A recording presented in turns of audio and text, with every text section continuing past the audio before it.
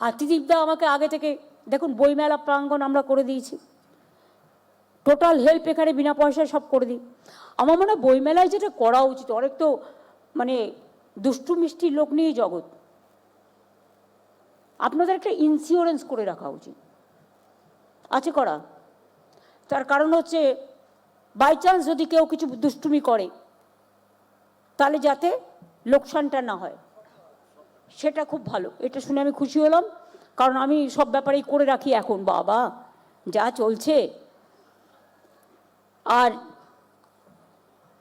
একটা বৈচিত্র্যের কথা বলেছেন আবার 50 বছরের আগে, বইমেলা প্রাঙ্গণ তো পার্মানেন্ট হয়েই গেছে এই জায়গাটা।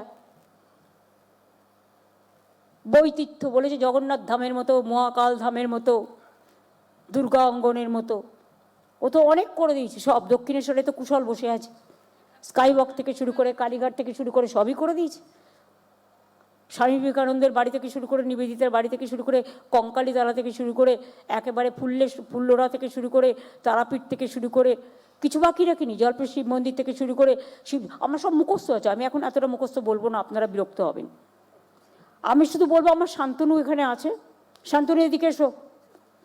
আমার আইএনসিএরও সেক্রেটারি, প্রিন্সিপাল সেক্রেটারি এবং পাওয়ার ডিপার্টমেন্টেরও একটা বৈচিত্র্যরা করতে চাইছে, করে দাও। 50 বছরের আগে আইডিয়াটা আমি একটা স্কেচ করছিলাম, কিন্তু আমার টাইম হয়নি করা, বই দিয়ে করতে হবে, বই দিয়ে আমি জাস্ট একটা রাফ স্কেচ করছিলাম, পুরোটাই বই দিয়ে হবে। বৈচিত্র্য 10 কোটি টাকা আইএনসিএ থেকে আপনাদের কাছে চলে যাবে। এই যে সুধাংশুবাবু আর ত্রিদীপদা, একটা অফিসিয়াল লেটার চাই, কারণ গভর্নমেন্টে তো অডিট করতে হয়। অফিসিয়াল দরখাস্তটা আইএনসি এর কাছে পাঠিয়ে দেবেন, শান্তনুর কাছে, আমার কাছে পাঠানোর দরকার নেই। আমি কথা বলে নিলাম 10 কোটি টাকা আপনাদের দিয়ে দেবে, আপনারা নিজেদের মতো করে তৈরি করুন।